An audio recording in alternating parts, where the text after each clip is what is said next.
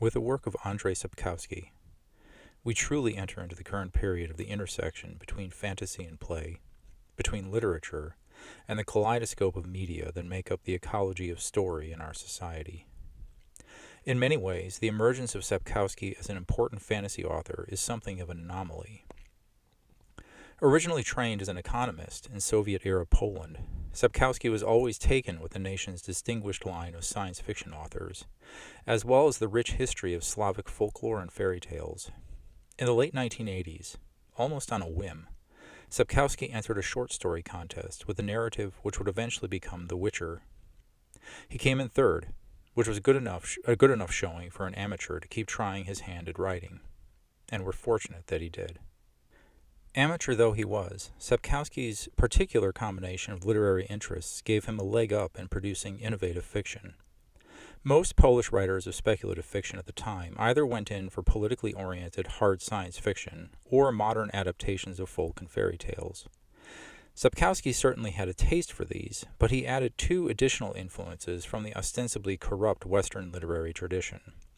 The first was a brand of epic British fantasy best embodied in the works of J.R.R. Tolkien and C.S. Lewis. The second influence was the taut storytelling and overtly masculine characters of authors like Ernest Hemingway and Raymond Chandler. Indeed, Sapkowski's most famous character, the taciturn, cynical, yet thoughtful Geralt of Rivia, owes a great deal to Chandler's archetypal private eye, Philip Marlowe. The combination of high fantasy and magic with a hard-nosed, nonsensical protagonist made for a unique reading experience and brought Sapkowski a certain degree of renown in his native Poland. But the story of The Witcher doesn't just end with Sapkowski's short stories and novels. After the collapse of the Iron Curtain, numerous private enterprises sprang up in Poland, including software companies. In 2003, the small Polish game design company CD Projekt Red bought the rights from Sapkowski to produce a game based on the world of the Witcher series. They saw in the series much that appealed from a gameplay perspective, from the dual iron and silver weapons that Geralt wielded to fight monsters with different sensitivities, to his use of potions and elixirs to give temporary power-ups, even to his taciturn silence that would allow characters in the fictional world to project onto the player's character, and that was a trick that had been used in Japanese computer role-playing games for years. After 4 years of development, the first Witcher video game released for PC and Mac in 2007. It was successful enough to spawn a sequel in 2011, The Witcher 2: Assassin of Kings. But everything would change in 2015 when CD Projekt Red released The Witcher 3: Wild Hunt. Available on all major platforms, the third installment of the video game series was wildly successful, selling over 50 million copies to date. The game was also a critical success. Advances in software development before 2015 allowed the developers to plan this game as a true open-world story, setting it alongside games like Skyrim and Breath of the Wild. It is notable that as a subgenre of video games, open-world games in some ways embody Farah Mendelssohn's category of the portal fantasy, allowing players to visually, if not actually, step in to fully rendered three-dimensional worlds where untold wonders and horrors can be discovered. But it was in interacting with the people of that world that The Witcher really stood out, because the game designers had 3 decades of Andrzej Sapkowski's taut prose to draw from in crafting their own character interactions. The unique combination of world-building and folkloric referencing found in the Witcher series is well summed up by a short exchange in A Grain of Truth. This entire story is a clever retelling of the French fairy tale La Belle et la Bête, better known to English speakers as The Beauty and the Beast. The once noble Lord Nivellen has been transformed into a bear-like creature who hires the young daughters of destitute merchants as a way of staving off loneliness. But his newest companion, Verena, is herself not human.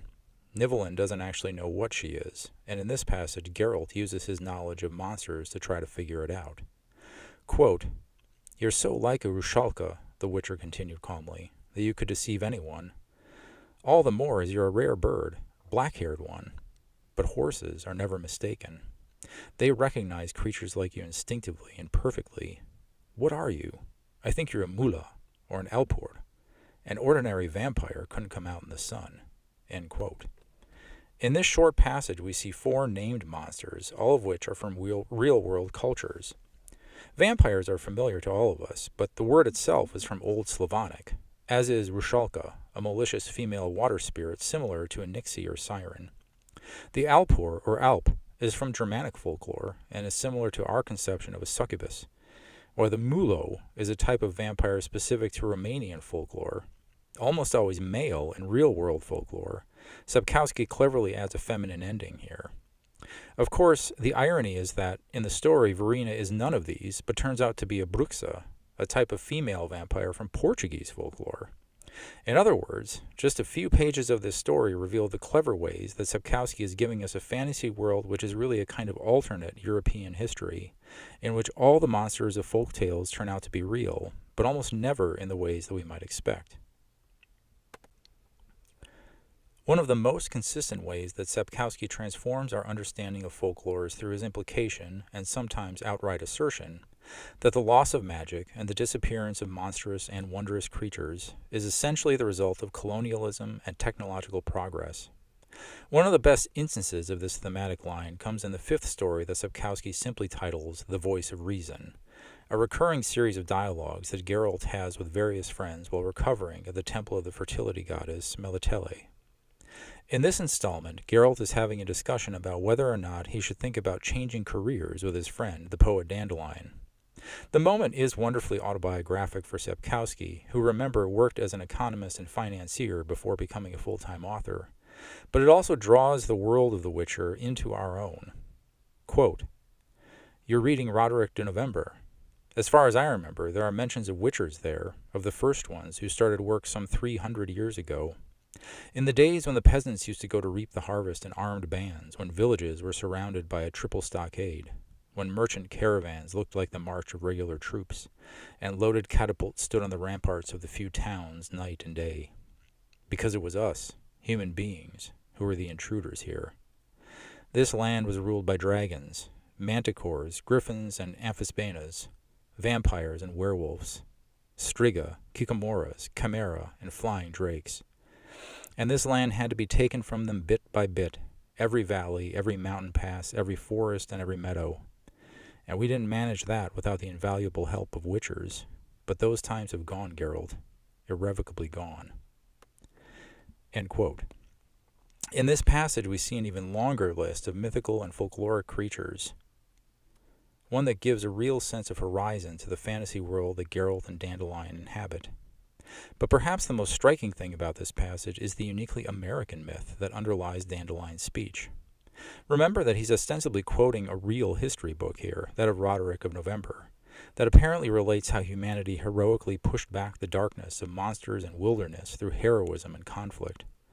The world used to be threatening, but somehow more lively, more filled with wonder. Now, according to Dandelion's nostalgic account, it's become boring and corrupt, a place where heroes and the poets who tell their tales will have to settle down into more mundane occupations. Of course, Dandelion is a poet, and there is some question as to whether or not he actually believes the myth of rugged individualism. The fact that Sapkowski is aware of the holes in that myth, and Sapkowski, who grew up, remember, under the totalitarian regime of Soviet-era Poland, that becomes apparent when he finally introduces one of the most iconic fantasy races of all into his fiction, the elves.